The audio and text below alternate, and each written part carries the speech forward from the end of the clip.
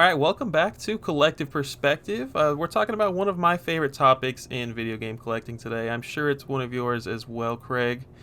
Um, Mm-hmm. One of the biggest reasons I chose you to be my co-host on this series is because you have the same screws loose in your head that I do. And what I mean by that That's is true. we share the desire to just own everything for a particular console.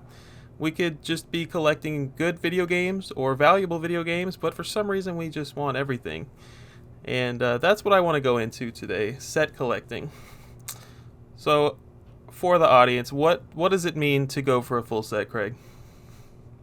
So it really depends on who you ask, but I think the general consensus is a full set is one of each video game in a console's library for a specific region. I would say is the thing most people agree on. Yep, and everyone will argue with you on what that set is, but we're not even going to go into that right now. We're not doing that yet. um, so, would you say set collecting is popular in the grand scheme of collectors? What do you think? I think in the grand scheme of things, it isn't. I think you and I know a lot of set collectors, and since we're so into the hobby, we assume that most people want everything like we do.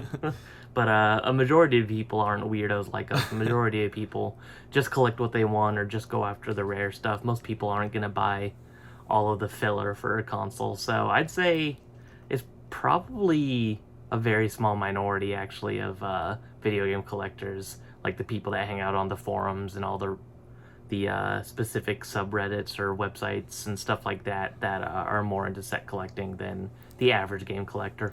I totally agree, and the forums is a big part of it because it's not like Nintendo or Sony is out there putting out the lists. Like you have to really work with people to figure out every game that released on a console. Um, Oh yeah, I mean, to this day, people still don't know certain sets. What's how many games are in a set for sure. I mean, 3DS is one that I've been debating with people, with myself as someone who has a quote unquote full set. So it's really more of the fans getting into it because no company cares or thinks about the collectors in that way. They care about selling the collector's editions and selling all their games. But if you're someone who wants a whole list of somebody's games for their library, I guarantee they don't even have that on hand. Absolutely. And I think that the reason, and I agree with what you said about it's not a whole lot of, like in the grand scheme of things, not a lot of people are doing it. And I think that it just requires a ton of work and a ton of garbage. Like it's just not, there's a lot of garbage. And most people just want good games Yes. or collectible games. Um, Mm-hmm. if anything, subsets are definitely more popular. So examples of that Yeah. would be Nintendo Selects. You want every Nintendo Selects game on the Wii, or something I do or you do. I want every Rayman game. You want every Gravity Rush game around the world. Um, Mm-hmm. Subsets are so much easier, and they're still like it still gives you that collector. I need everything mindset without having to buy a bunch of garbage. Yeah, I know somebody who's done that. Instead of going for every Sega Saturn game because that's a task on its own, is they went for just all of the anime games on Sega Saturn. Like any game that had an anime art style within the game was what they went for. So sometimes that can be a good idea too if you don't want to go through all the trash, but you still want to have a set of something. Would you say that set collecting is worth it? It depends. I mean, obviously, someone like me is gonna say yes, but I also think it depends on the set as well. Like, I would never go for like a full set of like PS1, for example. That's way too many games and way too much stuff I don't care about. But something like the GameCube or the 3DS or other consoles I've done, like Game Gear and N64, those consoles are more realistically obtainable because they're a lot of games still, but not in the quadruple digits, and I would argue that a majority of the libraries are quality. So really, it's kind of a set by set basis. Um, but for the most part, I would say that most if a set's over 1,000 games, it's probably not going to be worth it. At least that's my thought in the general scheme of things. Yeah, I'd have to agree. My answer is similar with the yes and no. Um, like saying worth it could mean a few different things. If you're an investor, You will absolutely have a return on investment if you finish your set in 2022, for example, and then sell it later on.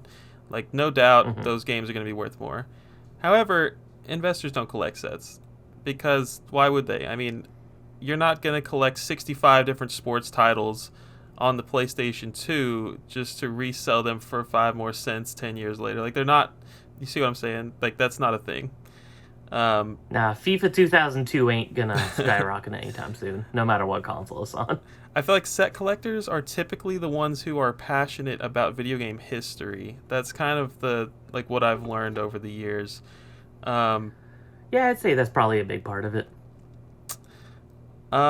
is it worth it to have hundreds of games on your shelf that you'll never play? For me, it is. Yeah, it's all about checking a box, and I'm okay knowing that they're in my collection just to collect dust.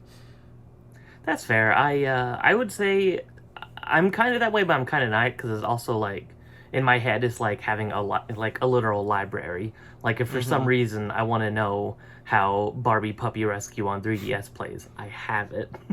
And it's also the sometimes the surprise factor. Like one day I decided to pull off Hello Kitty for the GameCube just because I was like, the hell could that even be? And it ended up actually being a really fun game about an alien invasion, and you become a magical girl on rollerblades and you shoot aliens with magical lasers.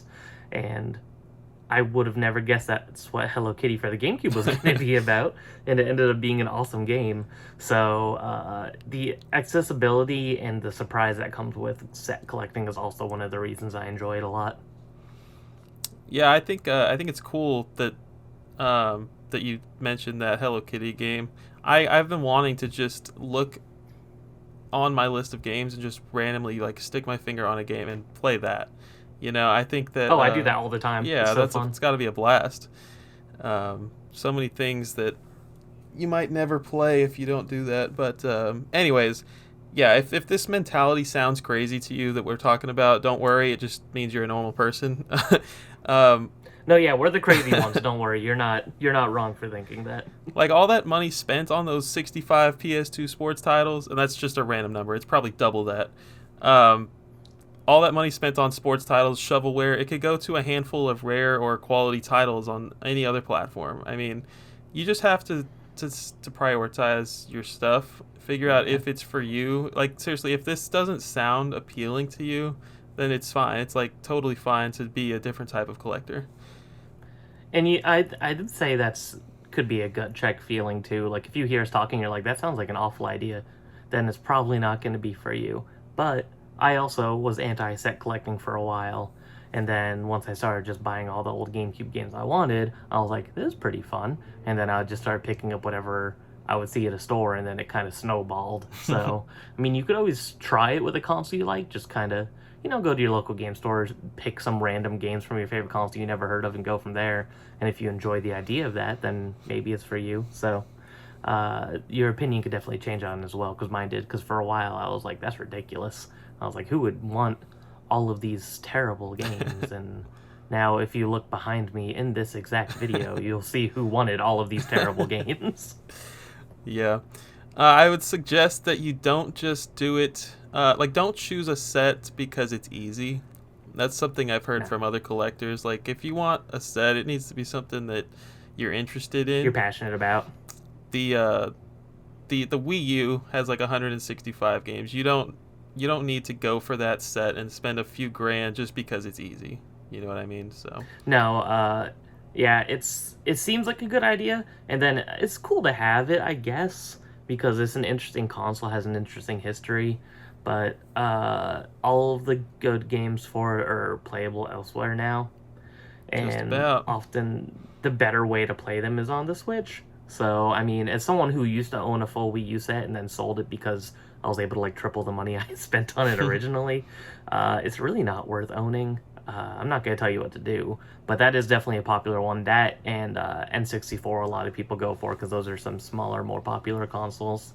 Um, And I don't know. I'm anti loose collecting now, so I'll probably never go for N64 again because buying some of those games complete would be a nightmare.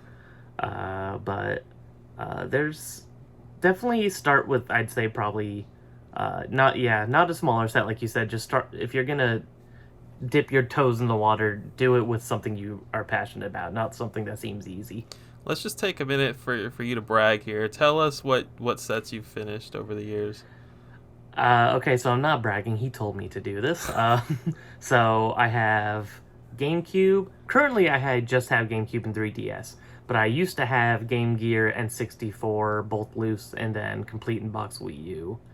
And I sold those off just to fund other things for the collection.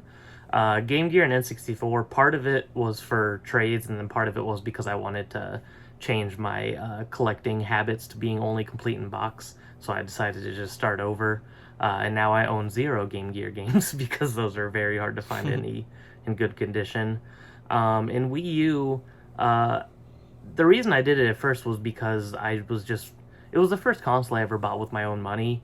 Like when I was able to afford a home console. I bought a 3DS before that, but that's different since it's a handheld. So that was kind of a special thing for me in terms of wanting to get that complete set. And it was fairly easy for me, but I also did that in like 2017, and the market's changed a lot. I got like Devil's Zerd new for like $50 back then, and now that's like a $300 loose game. So the market has definitely changed a lot in those few years. So I definitely have some experience at collecting. I feel like if anyone ever wants some advice, maybe I would be happy to give any because I know what it's like. I got really close to getting a Link set as well. I was about 10 games away from complete in box Links, and again, I just decided to trade it towards other things I was more passionate about. And right now, I'm going for Vita. I'm about halfway there. I say I'm going for Game Boy Advance, but that's going to take a long time. I'm only at like 250 out of like 1,000, whatever it might be. And then PSP and PS3 are ideas, but just not in a rush because I don't have that much room right now. So maybe once I relocate.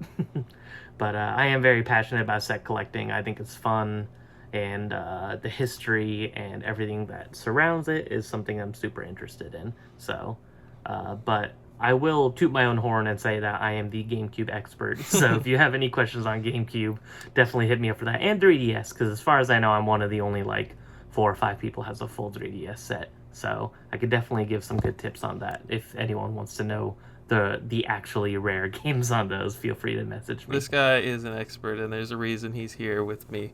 Um, so what do you think? Is set collecting dying? Is it a dying art? Um, I feel like you hear more and more about people giving up on it, so Yeah. maybe it is. But I do see that a lot. But I think the problem is people go hard too quick and then they burn themselves out because they'll only collect for that system. They'll spend a ton of money that they may or may not have, and then they either sell it because they lost interest because they went too hard too quick, or because they need some of that money back. And I think that it's definitely one thing I've always done is even when I was going for GameCube and whatever else, I never only collected GameCube. I was still buying stuff for other systems because I think it can get stale if you only collect for one system. So I suggest keeping it varied, and that can help with a little bit of the burnout of going for sets.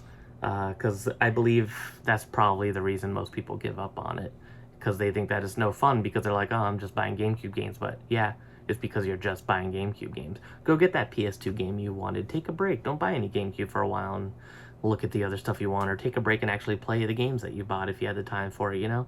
There's a lot of ways to avoid that burnout, and that's the main reason I think that set collecting is kind of a dying fad. That's great advice. I mean, Hate to call it a fad. I take back that it's not a fad, but you know what I mean. yeah. But I do think people are getting priced out of it. That's also another thing, along with everything you just said. I mean, there's no doubt about it. The market's insane right now. Who knows if it's ever going to get back to normal, what normal even is. But I don't think it will. yeah. So people are getting priced out of the garbage games that nobody even wants to play. I mean, we talked about it a couple episodes ago. But what was that game I bought? Spirits and Spells.